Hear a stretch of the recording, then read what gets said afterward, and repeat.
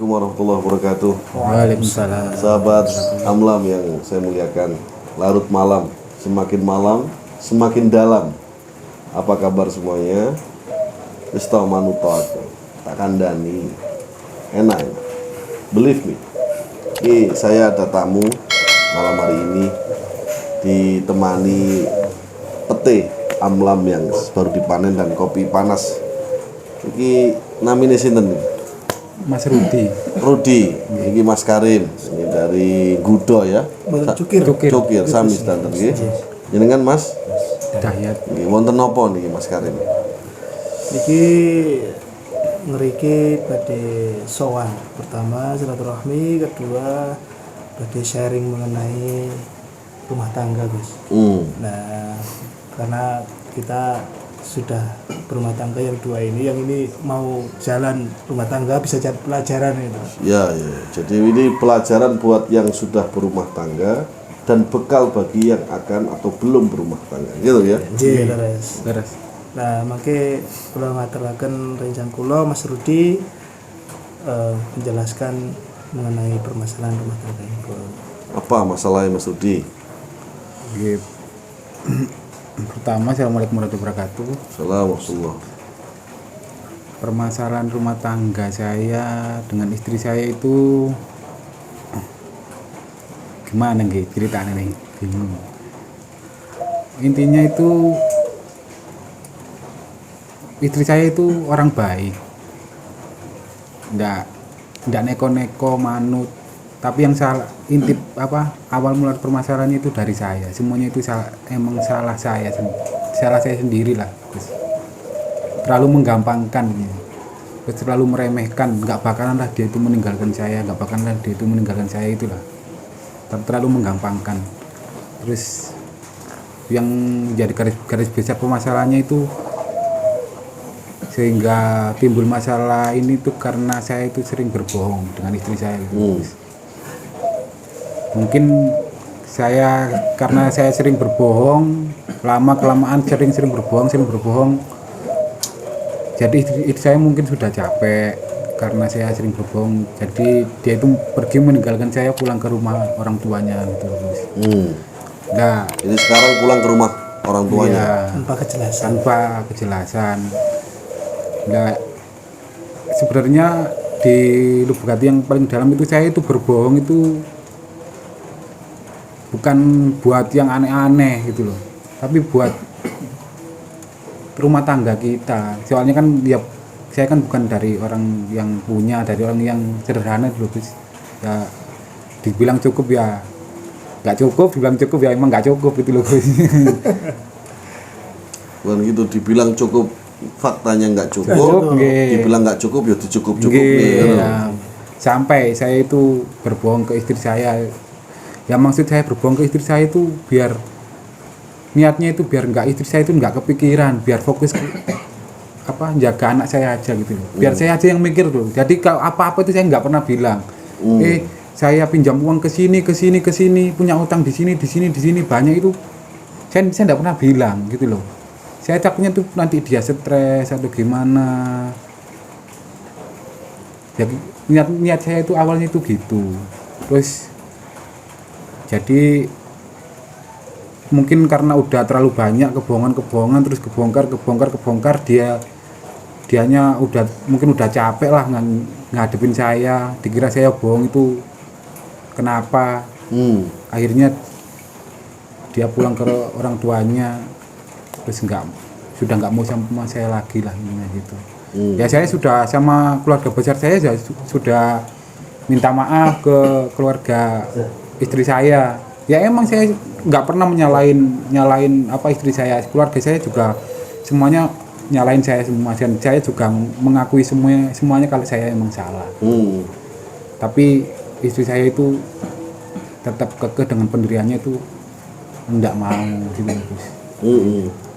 Makanya tapi kalau saya itu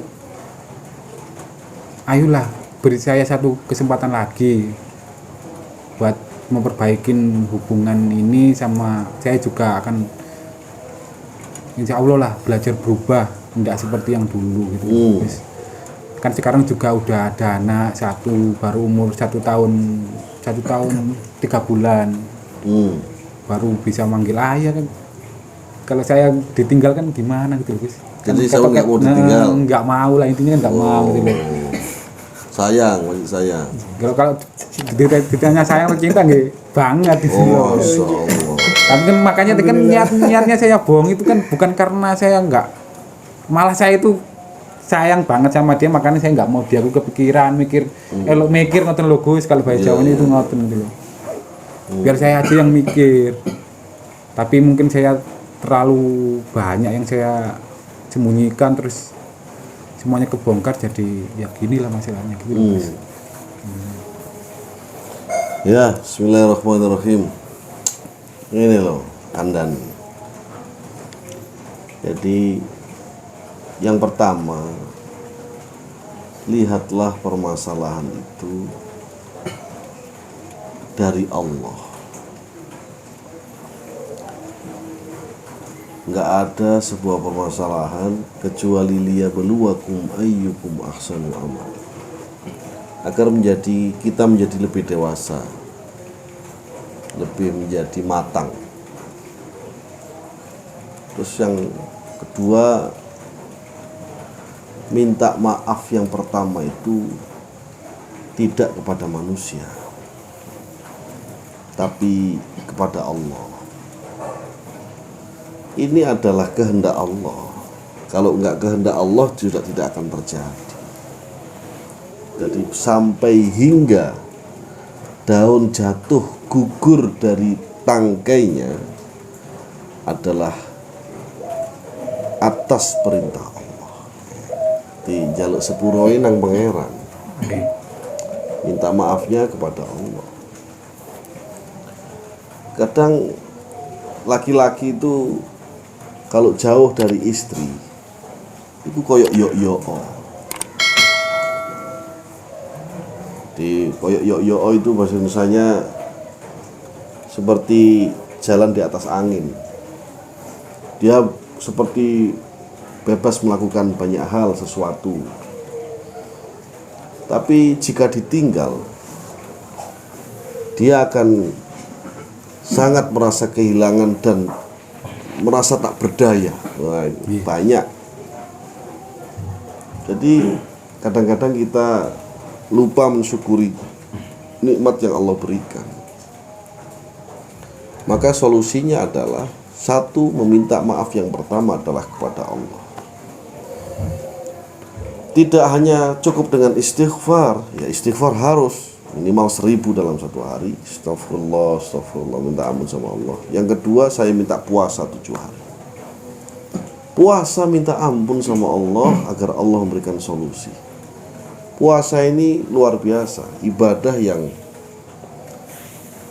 dawuhnya Allah, wa ana ajzi bihi, aku sing ganjar, saya yang maringi pahala. Jadi kalau kita puasa sama dengan kita sedang berbicara dengan Allah. Ngono nek arep. Setelah 7 hari baru kesini lagi, kita akan lihat perkembangan bagaimana Allah menata. Nggak usah khawatir kalau istri itu masih berjodoh, angin topan pun tidak akan bisa menghalangi kalian berpisah. Nah, tapi ini gak jodoh, ya rabi mana. Jadi dan itu saya sampaikan sederhana karena jangan sampai kita hanya melihat masalahnya saja, tapi tunggu hikmah di belakangnya.